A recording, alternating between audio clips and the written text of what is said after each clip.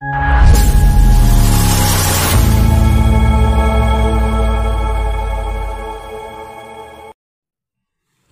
dear students, welcome to Get Rid of English Grammar and Speaking course। ऐं पंहिंजा जेकी series हले पई टॉपिक यानी जेके हलनि पिया उहे एक्टिव एंड पैसिवाइज़ हलनि पिया।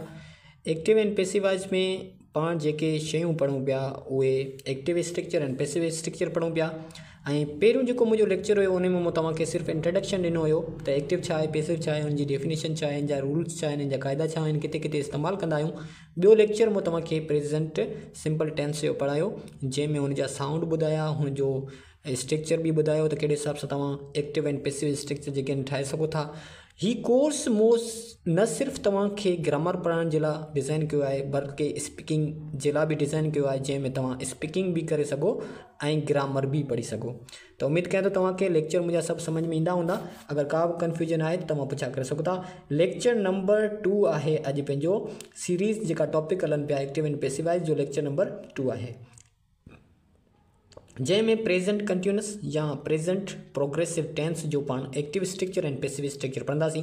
एक्टिव स्ट्रक्चर टेंस में पढ़ाया आहे तव्हांखे। हाणे पैसिव स्ट्रक्चर जो पंहिंजो फोकस आहे त पैसिव स्ट्रक्चर जेको आहे उहो छा हूंदो आहे ऐं एक्टिव स्ट्रक्चर छा हूंदो आहे। त उम्मीद कयां थो तव्हांखे हीअ ॻाल्हि बि जेको आहे सम्झ में अची वेंदी।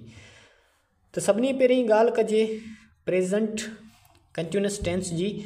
सिंपल फार्मूलो जेको हुयो जंहिंमें तव्हांखे टेंस पढ़ायो हुन में subject is am are verb जी फोर्थ फॉर्म लॻाए ऐं ऑब्जेक्ट लॻाईंदा हुआसीं पाण, ठीकु आहे। यानी आउं घर वञी रहियो I am going to home, she is playing cricket, अहिड़े हिसाब सां तव्हां ठाहिया हूंदा। नेगेटिव में she is not, am not, are not, verb जी fourth form plus object, she is not playing cricket, त अहिड़े हिसाब सां तव्हां नेगेटिव में ईअं ठाहींदा हुआ। इज़ एम आर पहिरियां अची वेंदो सब्जेक्ट वर्ब जी फोर्थ फॉर्म प्लस ऑब्जेक्ट। जेॾी महिल तव्हां ठाहिया हुआ जुमला इंट्रोगेटिव त इन जे लाइ जेके इंट्रोगेटिव ठाहिया वेंदा, ठीकु आहे। अच्छा, हाणे ॻाल्हि कजे थी हिते पैसिव स्ट्रक्चर जी। त पैसिव स्ट्रक्चर में कीअं जुमला जेके आहिनि उहे ठाहिया वेंदा प्रेजेंट कंटिन्यूअस या प्रोग्रेसिव टेंस जा। त उन में सभिनी खां पहिरीं तव्हांखे ख़बर आहे त पैसिव जॾहिं बि पाण पढ़ंदा आहियूं त उन में जेको आहे ऑब्जेक्ट शुरू में अची वेंदो आहे। यानी एक्टिव स्ट्रक्चर जो ऑब्जेक्ट पैसिव स्ट्रक्चर जे शुरू में अची वेंदो आहे, ठीकु आहे। उन खां बाद में ऑब्जेक्ट खे ॾिसी पाण इज़ एम आर लॻाईंदा आहियूं, ठीकु आहे। ऐं हिते तव्हांखे हिकिड़ी शइ एक्स्ट्रा करणी आहे, ठीकु आहे। एक्स्ट्रा इहा करणी आहे त बींग लॻाइणो आहे, बींग लॻाइणो आहे, लास्ट में बींग लॻाइणो आहे। कंटिन्यूअस टेंस जेके पाण पैसिव स्ट्रक्चर में पढ़ंदासीं उन में बींग लॻंदो, ठीकु आहे। ऐं उन खां बाद में वर्ब जी थर्ड फॉर्म लॻाइणी आहे, बाय ऐं सब्जेक्ट या एजेंट जेको हूंदो उहो तव्हांखे लॻाइणो आहे। नेगेटिव जुमिलो ठाहिण जे लाइ पैसिव स्ट्रक्चर में प्रेजेंट कंटिन्यूअस टेंस जो ऑब्जेक्ट शुरू में ईंदो इज़ एम आर नॉट, हिते नॉट आहे 2 नंबर ते, हिते बि नॉट हूंदो। उन खां बाद में बींग तव्हांखे लॻाइणो आहे, वर्ब जी थर्ड फॉर्म लॻाइणी आहे। हिते जेको वर्ब हूंदो उनजी थर्ड फॉर्म थी वेंदी, ठीक आहे। बाय एजेंट लॻाइणो आहे। इंट्रोगेटिव जेॾी महिल तव्हां जुमला ठाहींदव त उन में तव्हांखे इज़ एम आर पहिरियां खणी अचिणो आहे। उन खां बाद में ऑब्जेक्ट लॻाईंदव, ऑब्जेक्ट लॻाए ऐं उन खां बाद में बींग लॻाईंदव, वर्ब जी थर्ड फॉर्म लॻाईंदव। उन खां बाद में बाय ऐं एजेंट लॻाईंदव ऐं क्वेश्चन मार्क ॾींदव त तव्हांजो पैसिव स्ट्रक्चर जेको आहे प्रेजेंट कंटिन्यूअस जो थी वेंदो। अचो त अॻिते शयूं ॾिसूं था जंहिंसां तव्हांखे वधीक ॻाल्हि सम्झ में अचे। हाणे सभई पैटर्न जेको आहे पंहिंजो अहिड़े तरीक़े सां हलंदो। हिते ॾिसो पंहिंजो प्रेजेंट कंटिन्यूअस टेंस जेको आहे उहो पाण पढ़ी रहिया आहियूं ऐं हिन जा पाण स्ट्रक्चर बि पढ़ंदासीं। प्रेजेंट कंटिन्यूअस टेंस या पैसिव स्ट्रक्चर पंहिंजो फोकस आहे हींअर ज़्यादातर जेको आहे। त पाण जेको आहे is used according to the object, object जे खे ॾिसी जेको आहे इज़ इस्तेमालु कबो आहे। अगरि शइ वाहिद आहे त पोइ इज़ इस्तेमालु कंदासीं, ठीकु आहे। या सब्जेक्ट पंहिंजो जेको आहे हीअ शीट आहे त इज़ इस्तेमालु कंदासीं। आर जेको आहे यूज़ कयो वञे थो जॾहिं शइ जमा आहे या जेके आहिनि पंहिंजा third person singular third person आहिनि, यानी यू आहे, दे आहे, तहिड़े हिसाब सां, ठीकु आहे। ऐं am is used when object is me, जेको ऑब्जेक्ट मी आहे त पोइ एम इस्तेमालु कबो आहे। ऐं इहे ॻाल्हियूं तव्हांखे ज़हन में रखणियूं आहिनि। अचो त इन्हनि ॻाल्हियुनि खे ज़हन में रखंदे, इन्हनि फार्मूलनि खे ज़हन में रखंदे अॻिते मिसाल ॾिसूं था, इन जा आवाज़ सम्झूं था, जंहिंसां तव्हांखे आवाज़ बि पैसिवाइज़ जा सम्झ में अची वञनि। एक्टिवाइज़ तव्हांखे आऊं अॻिते ई पढ़ाए आयो आहियां ऐं हिन जा कुझु ॾिसंदासीं सेंटेंस। उन खां बाद में अॻिते पाण जेके आहिनि सिंपल जुमला यानी ॾिसंदासीं, एग्ज़ाम्पल्स ॾिसंदासीं। उन खां बाद में तव्हांखे प्रैक्टिस शीट ॾींदुसि जंहिंमें तव्हांखे ट्रांसलेशन भी ॾींदुसि तव्हांखे ऐं उन खां बाद में जेके प्रैक्टिस जुमला भी ॾींदुसि, ठीकु आहे। त प्रेजेंट कंटिन्यूअस टेंस में sound in active and passivise with examples, जंहिंमें आहे एक्टिव स्ट्रक्चर यानी active voice and passive voice यानी पैसिव स्ट्रक्चर पढ़ंदासीं। हिन जा साउंड पढ़ंदासीं त साउंड जेके आहिनि पहिरियां तव्हांखे ख़बर अथो था थी अचनि था, पर हिन में जेके आहिनि उहे साउंड जेके आहिनि उहे वरी पैसिव वॉइस में कहिड़ा अची वेंदा उहे बि तव्हांखे आउं पढ़ाईंदुसि। ठीकु आहे। अच्छा, हाणे ॻाल्हि कजे प्रेज़ेंट कंटिन्यूअस टेंस जी, त तव्हांखे ख़बर आहे जंहिं टेंस में रहियो आहे, रही आहे, रहिया आहिनि, त उहो पंहिंजो प्रेज़ेंट कंटिन्यूअस या प्रेज़ेंट प्रोग्रेसिव टेंस बि चइबो आहे। First is punishing the student, हू शागिर्दनि खे सज़ा ॾेई रही आहे। I am killing the lion, आउं शींहं मारे रहियो आहियां। We are watching the movie, असां फिल्म ॾिसी रहिया आहियूं। दे आर ऑपरेटिंग कंप्यूटर, इहे कंप्यूटर हलाए रहिया आहिनि। इहे त तव्हांजा थी विया एक्टिव वॉइस यानी active structure present continuous tense जो। पर जेॾीमहिल पैसिव स्ट्रक्चर ॾे पाण हलंदासीं त हिन जो साउंड जेको निकिरंदो उहो कुझु हिन तरीक़े सां निकिरंदो। ठीकु आहे। पिया वञनि, पियो वञे, सही आहे। अहिड़े हिसाब सां ॾिसो एग्ज़ाम्पल, तव्हांखे वधीक ॻाल्हि सम्झ में अची वेंदी। She is punishing students. हाणे ॾिसो हिते स्टूडेंट्स शुरू में अची वियो, जाम हुआ इन करे आर लॻायो, बींग लाज़मी लॻाइणो आहे, कंटिन्यूअस आहे इन करे, पनिश्ड बाय ऐं हर, हिते शी हुयो इन करे हुते आख़िरी में जेको आहे हर थी वियो। ठीकु आहे। शागिर्दनि खे सज़ा ॾिनी पई वञे, पाणी पीतो पियो वञे, किताब पढ़िया पिया वञनि, पियो वञे, पई वञे, पिया वञनि। अहिड़ो साउंड जेको आहे उहो पैसिव स्ट्रक्चर हूंदो आहे प्रेज़ेंट प्रोग्रेसिव टेंस जो। ठीकु आहे। ॾिसो जुमिलो ॿियो, आई एम क्लीन द लाइन, ऐं शींहं मारे रहियो आहियां। सही आहे। शींहं मारियो पियो वञे, लाइन हिकिड़ो आहे इन करे इज़ लॻायो आहे, बींग लॻाइणो आहे लाज़मी, फार्मूले में आहे, किल्ड बाय मी इन करे थियो, त हिते सब्जेक्ट आई आहे। ठीकु आहे। इहा ॻाल्हि तव्हांखे यादि रखणी आहे। शींहं मारियो पियो वञे, अहिड़े हिसाब सां हिन जी प्रैक्टिस शीट तव्हांखे आउं ॾींदुसि लास्ट में। फिल्म ॾिठी पई वञे, अहिड़े क़िस्म जा जुमिला तव्हांखे मिलंदा। We are watching the movies, असां फिल्म ॾिसी रहिया आहियूं। एक्टिव स्ट्रक्चर पेस यानी फिल्म ॾिठी पई वञे, त पोइ मूवी हिकिड़ी आहे इन करे इज़ लॻायो आहे, पोइ बींग लॻाइणो आहे, वॉच्ड बाय अस। ठीकु आहे। ॻाल्हि सम्झ में अची वई। फिल्म ॾिठी पई वञे। ठीकु आहे। दे आर ऑपरेटिंग कंप्यूटर, इहे कंप्यूटर हलाए रहिया आहिनि। ठीकु आहे। Computer is being operated by them, computer हलायो पियो वञे। ठीकु आहे। माण्हू मारिया पिया वञनि, मक्खियूं भॼायूं पियूं वञनि, कुता डोड़ाया पिया वञनि, पियो वञे, पिया वञनि। अहिड़े हिसाब सां जेकॾहिं तव्हांजा साउंड आहिनि त पोइ पैसिव वॉइस जो स्ट्रक्चर आहे प्रेज़ेंट कंटिन्यूअस टेंस में। इहा ॻाल्हि तव्हांखे यादि रखणी आहे। ठीकु आहे। अचो त अॻिते ॾिसूं था हिन जा एग्ज़ाम्पल्स, जंहिंसां तव्हांखे ॻाल्हि जेका आहे वधीक क्लियर थी वञे। प्रेज़ेंट कंटिन्यूअस टेंस जा एग्ज़ाम्पल्स ॾिसूं था। पहिरियां एक्टिव, उन खां बाद में पैसिव में ॾिसो मूं जेके कीअं कन्वर्ट कया आहिनि उहे तव्हां ॾिसो, जंहिंसां तव्हांखे ॻाल्हि जेका आहे उहा वधीक समझ में अची वेंदी। ॾिसो, she is opening a new shop, she is opening a new shop यानी हूअ नओं दुकानु खोले रही आहे, नओं दुकानु खोलियो पियो वञे। त पोइ ॾिसो अ न्यू शॉप, हिकिड़ो शॉप हो इन करे इज़ बींग लाज़मी आहे फार्मूले में, opened by her. She is not opening a new shop is not being opened by her. She आहे इन करे बाय हर थी वियो आहे। ठीकु आहे। न्यू शॉप हिकिड़ो दुकानु आहे, हिते ॻाढ़ी पेन सां या ॻाढ़े अखरनि सां लिखियो पियो आहे, उन जो मतिलबु इहो आहे त इहो पंहिंजो ऑब्जेक्ट आहे जुमिले में। ठीकु आहे। पहिरियां त तव्हांजो कमु आहे ऑब्जेक्ट ॻोल्हणु, शइ ॻोल्हणु, जेको जुमिले में ऑब्जेक्ट आहे जंहिं ते कमु जो असरु पवे पियो, उहो कमु ॻोल्हणो आहे। त उहो कमु आहे छा, उन ऑब्जेक्ट खे ॻोल्हणो आहे। उन खां बाद में तव्हांखे कमु अॻिते करिणो आहे। गर्ल्स आर प्लेइंग क्रिकेट यानी छोकिरियूं जेके आहिनि क्रिकेट रांदि खेॾे रहियूं आहिनि। Cricket is being played by girls यानी क्रिकेट जेका आहे उहा खेॾी पई वञे कंहिंखां, छोकिरियुनि खां खेॾी पई वञे या कंहिंखां खेॾी पई वञे, पर तव्हांखे यादि रखिणो आहे। Girls are not playing cricket, cricket is not being played by girls. Are girls playing cricket, is cricket being played by girls. इहा ॻाल्हि तव्हांखे यादि रखणी आहे। वी आर शूटिंग लॉन्स यानी असां जेके शींहं आहिनि उन्हनि खे गोलियूं हणूं पिया। हाणे शींहं जाम हुया हिते, लॉन्स आर अची वियो आहे। Lions are been shot by us. इहे सॼो फार्मूलनि ते कमु थिए पियो। जॾहिं तव्हां फार्मूला यादि हूंदा उन खां बाद में तव्हांखे ॻाल्हि सम्झ में ईंदी, न त तव्हांखे ॻाल्हि सम्झ में न ईंदी। Are we shooting lions, are lions been shot by us. ठीक आहे, इहा ॻाल्हि तव्हांखे सम्झ में अची वई।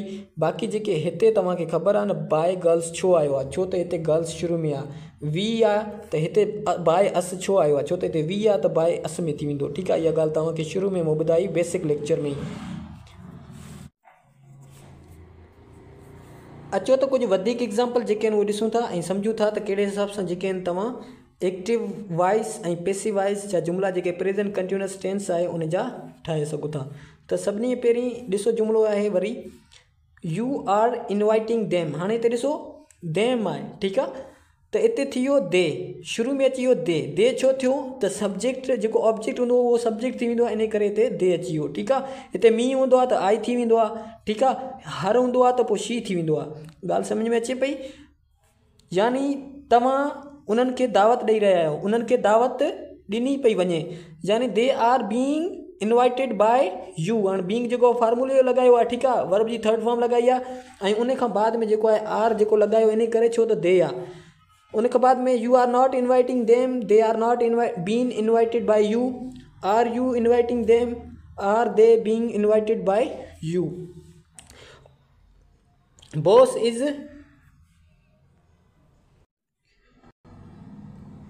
इज़ डूइंग हिज जॉब, यानी बॉस जेको आहे पंहिंजी नौकरी करे रहियो आहे, बॉस खां नौकरी थी पई वञे त पोइ हेॾे हिसाब सां छा थींदो, his job is being done by boss.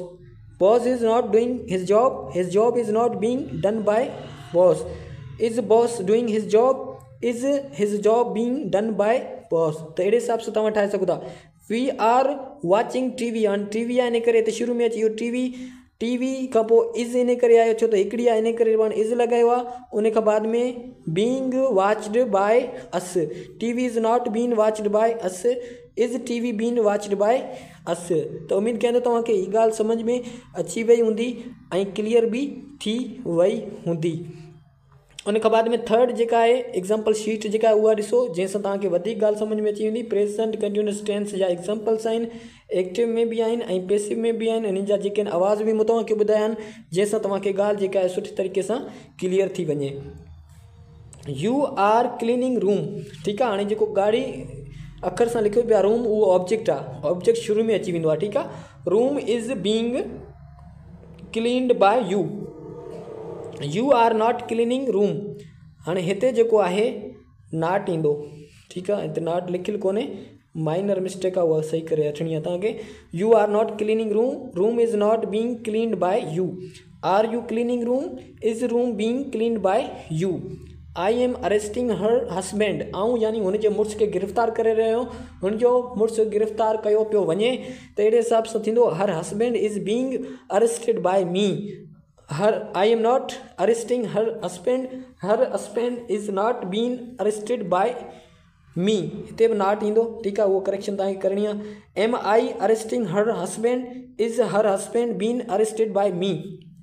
उन खां बाद में Asif and Ali are selling water is being sold by Asif and Ali, पाणी खपायो पियो वञे। ठीकु आहे, अली एंड